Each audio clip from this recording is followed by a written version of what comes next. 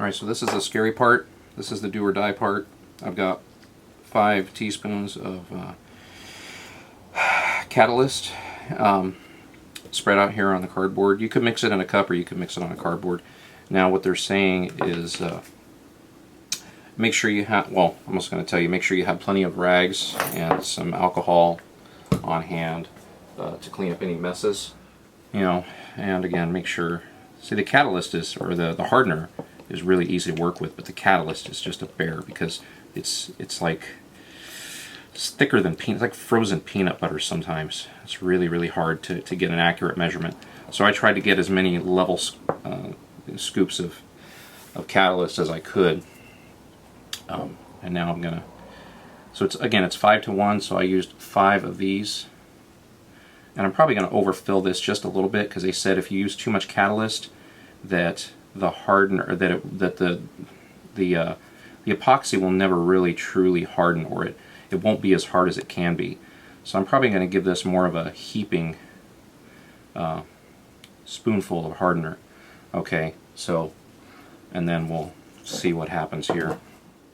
And again, once you start mixing this stuff, you're going to start generating heat. Close that up. Now let's just start mixing.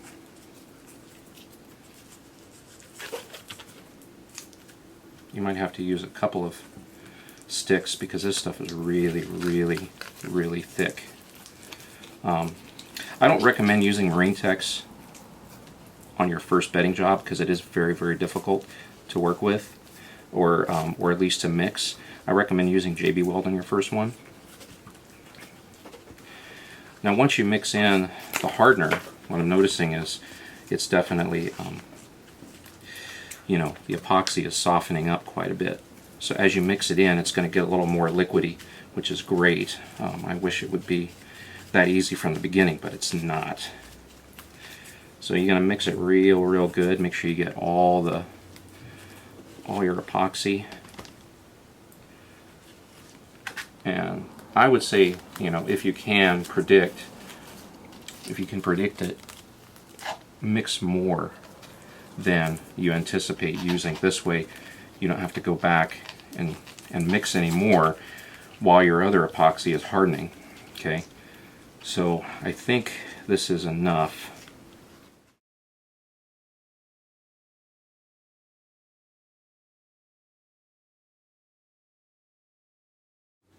And it's been a couple of years since I've done a bedding job with this stuff, and I remember it being a little difficult to work with. But I did it, and it came out really good. So we're going to start with the receiver legs area. This is the most critical part. Okay, and you're just, what you're going to do is you're going to start in one spot, and you're just going to work it in. Okay.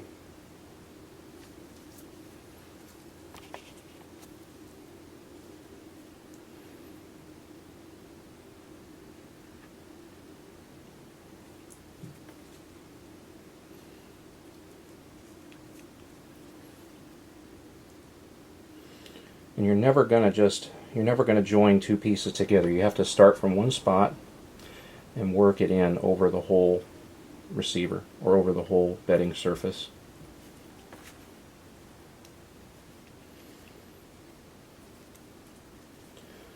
And then this is going to help you really reduce the amount of air pockets. So you're going to lay it kind of thin here, okay, to get a good base on there.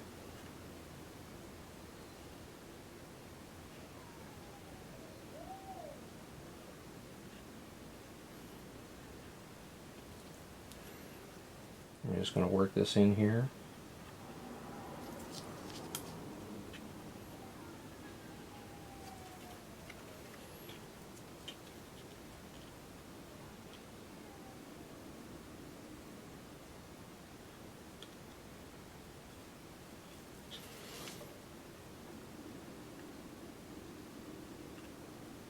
So it's good that you have the this area here, the surfaces, to use as kind of a reference as far as how thick to pack it in. Okay.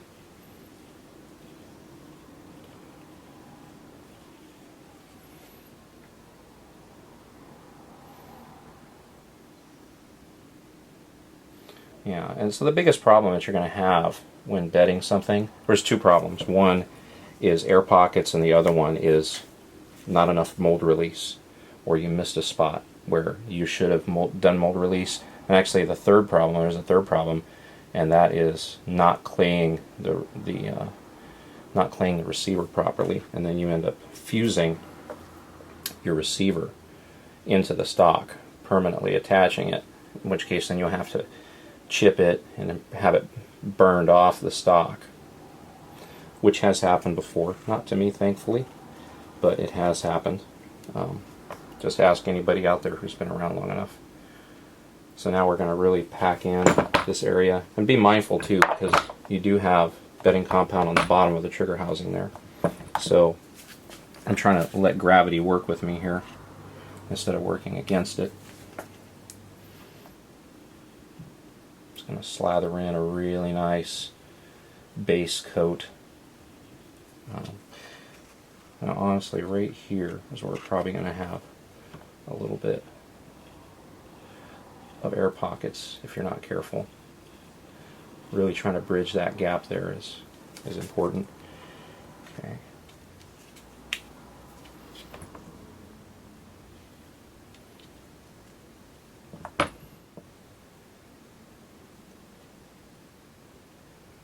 Now during this step, notify anybody who's around you that you're working with epoxy and you cannot be disturbed.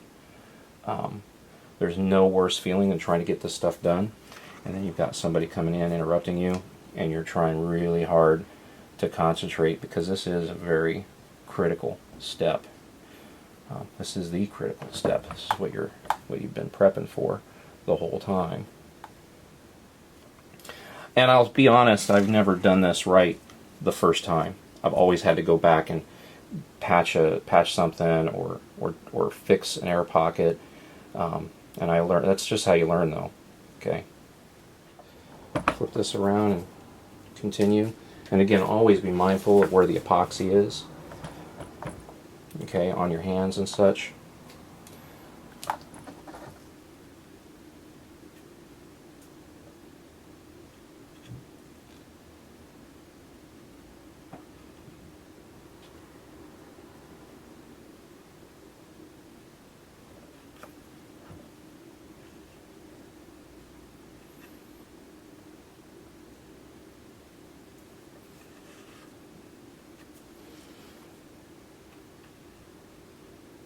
I will say this is a really good workout, because I don't think I've sweat this much working out as much as I do doing a bedding job. It definitely gets my blood pressure going.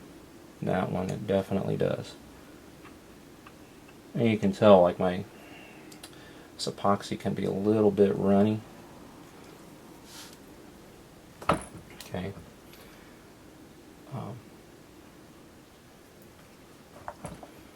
So once you have a good base layer, then you can go back and start really smoothing things out a little bit. So I'm going to pack it in there.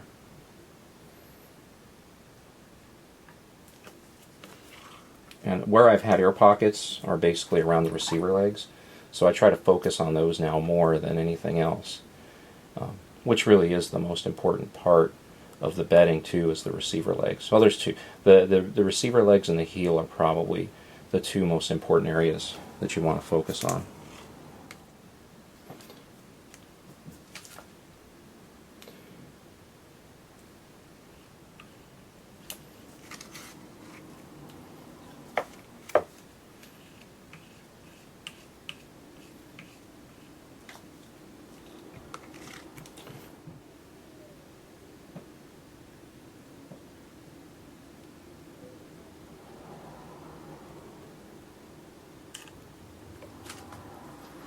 Okay.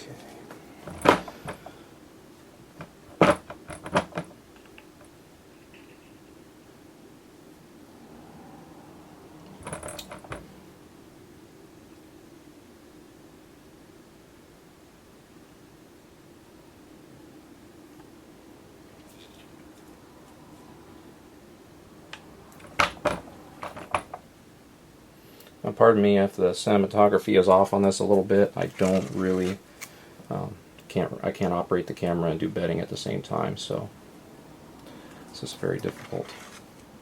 I think before I start running out of compound, what I'm going to do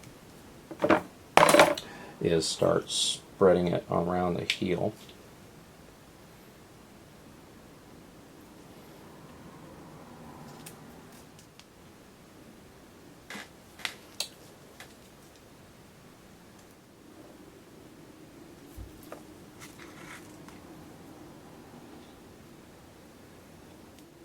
Because if you have an air pocket here, guess what? It's not gonna. You're gonna have an air pocket when you when you drop the action in. So you want to make sure that this area has enough epoxy to meet up with the receiver heel. Okay.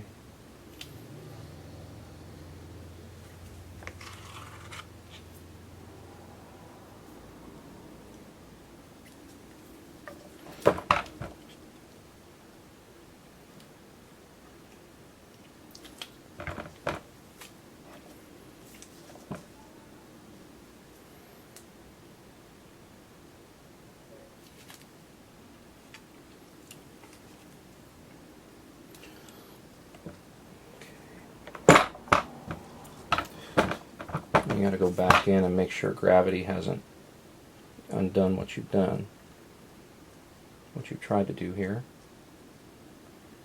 because it will work. Gravity's always working. Okay.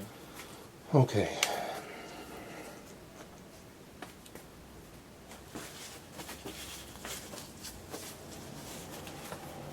I think I'm going to invert this, try to let gravity work with me a little bit more. One thing you want to do is make sure that you have epoxy coming out the bottom, which I don't. So what we want to do, which is great because right here I've got some epoxy that doesn't really want to, it seems like it wants to work its way out. It doesn't really have a lot of support, which is fine. That means that I probably have enough. At least I should hope so. So now I got some coming out the bottom there. Okay.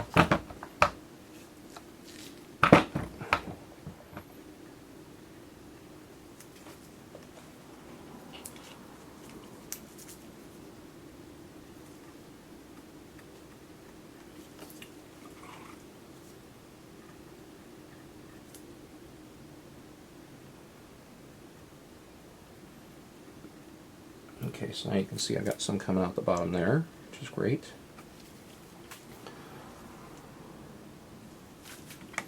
Again, always make sure that you know where your bedding compound is getting, because as you touch the stock, you're going to start spreading epoxy everywhere, which is bad. So I don't have any more here. So now, I spread that epoxy on this receiver leg, and it looks like it's kind of started to get away on me, right? So it looks like it's started to thin it out a little bit, so we need to re-puddle that up there. So now we got some good stuff there. I'm going to invert this.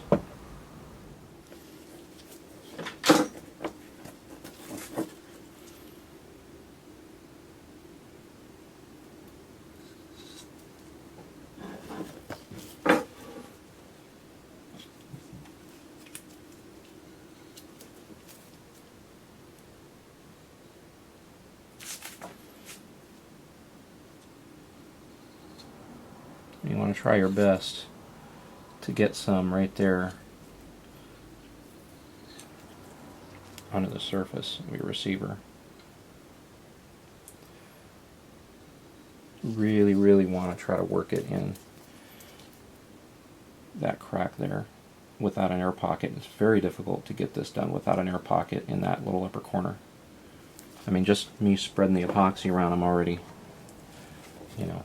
forming air pockets. So you got to work it in.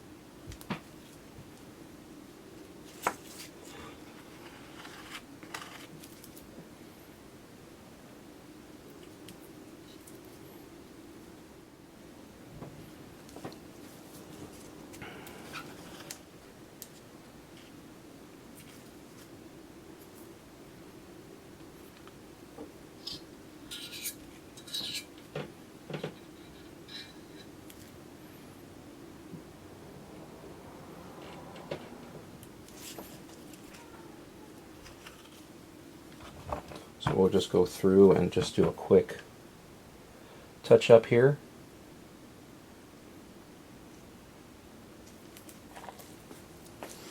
Alright, so I'm going to put my barrel fulcrum device in here. Make sure that we're pushed well against that area.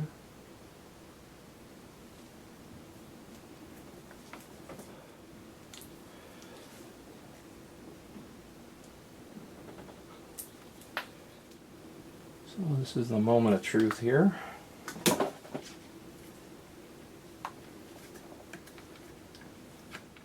It seems like no matter how much you rehearse it, it never really goes like you thought it would.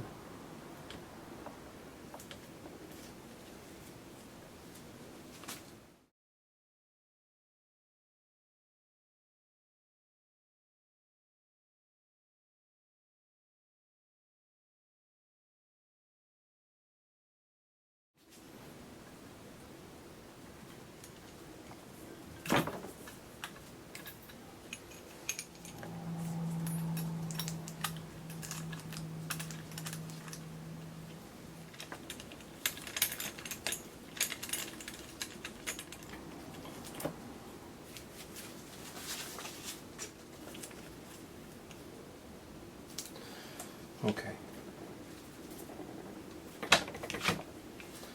So now we've got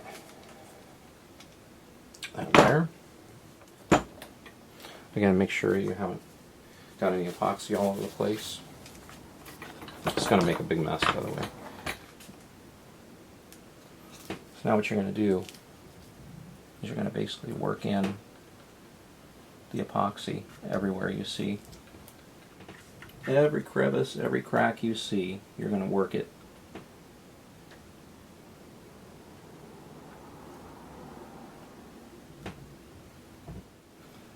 Make sure you collect the excess because you might need it.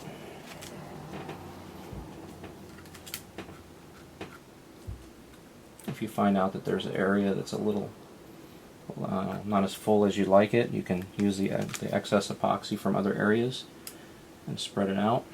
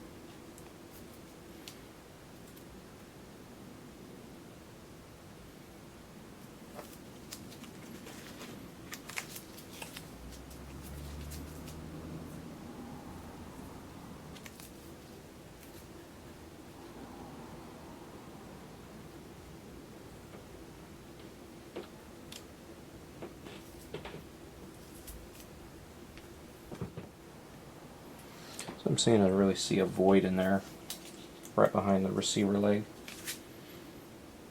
So I should probably fill that up.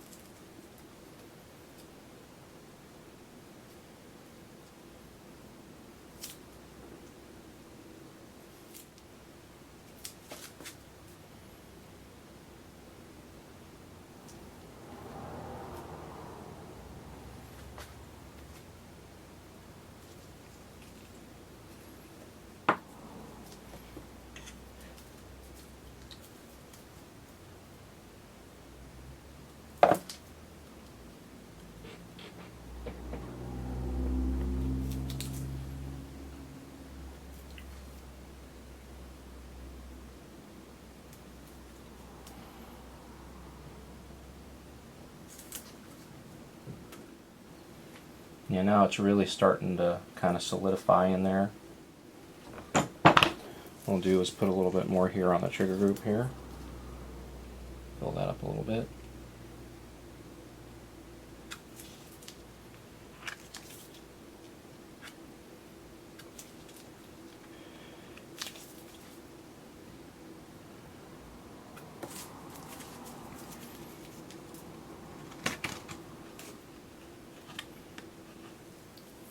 Put some in here.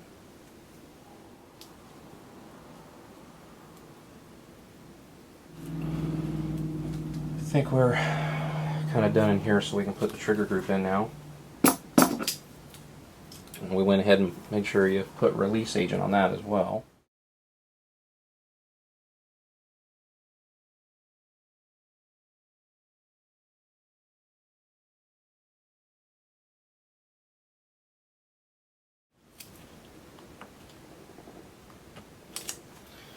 And don't forget your rubber molding stuff.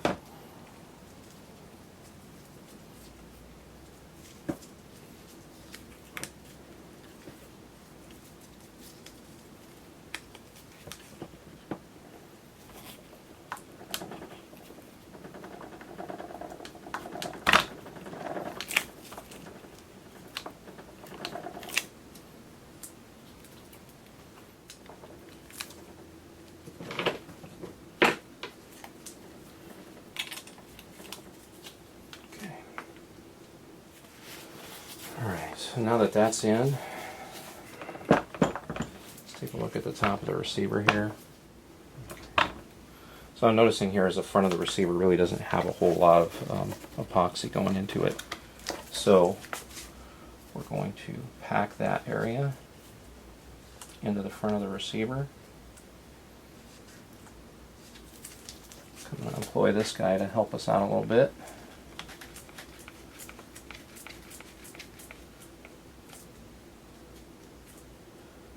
In the absence of the front.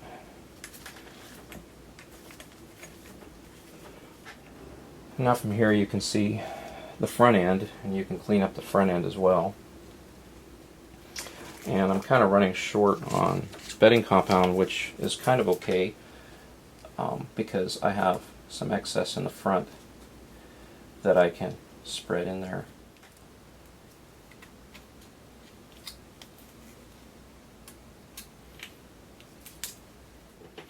So again, the goal here is to fill in as much as you can without getting any air pockets. I'm pretty sure I'm going to have some air pockets. I'm pretty confident about that. Unfortunately, I wish that's what I wasn't confident about, but I am pretty confident that I will have air pockets. And so I just try to pack as much in there as possible. I think at this point I can almost take, I think I can take the clay dam out of the front of the receiver and start to work with it if it's still workable. Since it's starting to harden, then that's something I kind of don't have to worry about, is everything moving around on me anymore.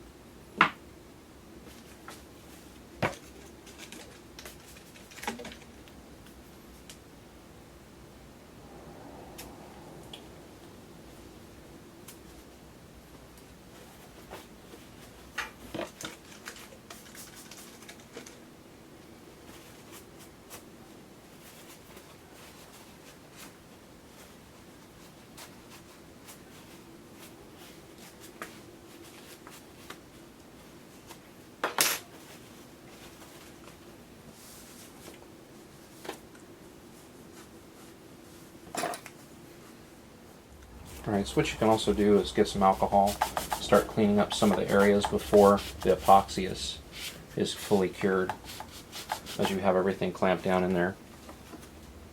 Okay. I'm not going to mess with this area right here because that's where I have my clamp and I just don't want to disturb anything while it's all still soft.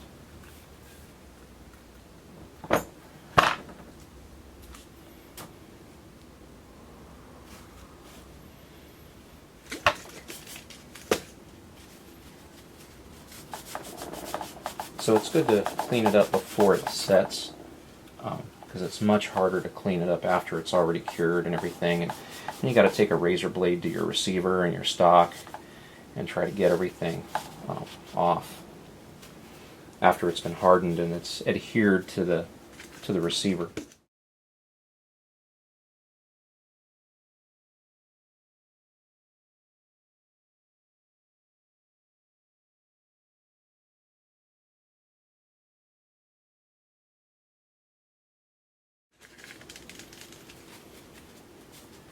Now, because this is a wood stock, I'm just using alcohol. If this was a GI fiberglass stock with some really hardcore coating that was resistant to acetone, acetone might be a better choice to clean up this stuff, because it would breaks down the bedding compound pretty easily while it's still soft. And once it's hardened, then it's a little harder to work with.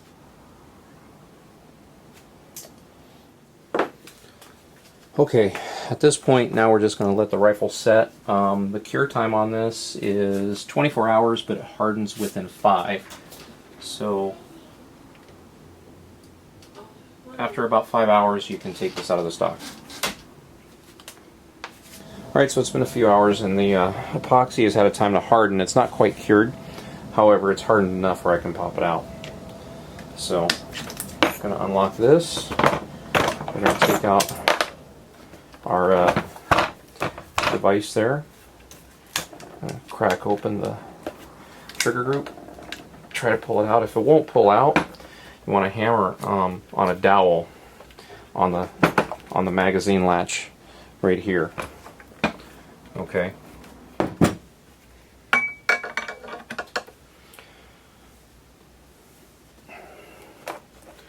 Put some underneath to catch the trigger group.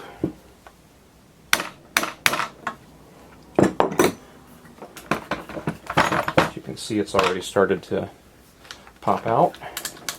It's worked loose, and good thing is it didn't stick. It looks like I went a little bit shy on the trigger pads, which is fine because you can definitely bed your trigger pads just about any other time. So when you put your dowel in, the one place you do not want to bang on is your rear sight deck. Okay, you want to put the dowel right here around your cartridge clip guide. Okay, and you do not want to put it on the safety bridge. Okay, so just behind the safety bridge, as far back as or as far forward as you can get it.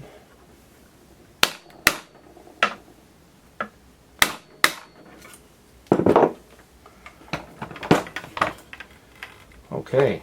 Moment of truth. Well, I would say it was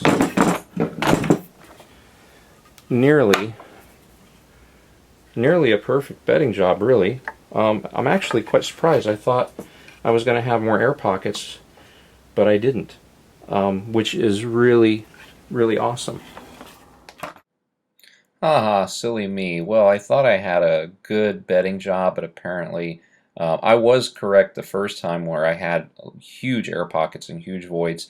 So what I ended up doing is, as soon as you're done with your bedding job, get your finger and just start pressing and probing really hard on the bedding surfaces. And if anything caves in, you've got air pockets. Okay, and then if that happens, what you have to do is just get a tool and somehow start flicking away bedding material until you've exposed the entire air pocket. And what you can do later is go back and rebed that area and fill in those areas real good, and you'll end up getting a better bedding job. Okay, and you'll notice on the very upper right hand corner, that's a huge air pocket in my right side receiver leg. So just under the surface of all that really pretty bedding was a massive air pocket, so it had like no support at all. So go ahead and fix that on your skim bed. So here's another look at the front end of the receiver bedding. So again, what you want to do when you skim bed is fill that entire area, get a really nice pool of bedding compound, and then what you're going to have to do is you're going to have to coat the entire receiver with epoxy. Again, just like I did in the earlier on the first bedding, where you put a really good layer on the receiver before you drop it in. So you're going to have to do the same thing. Put a layer in the stock, and then put a layer on the receiver. And once you fill in all these air pockets, your bedding's going to be very complete. So here's a look at the left side of the receiver bedding. You'll notice that there was not such a big air pocket, but there was an air pocket there, so that's going to be a lot easier to fill. But an important thing to note is that what you cannot do is you can't just lay epoxy down without doing anything to existing bedding. What you have to do with the existing bedding is you have to roughen up the surfaces.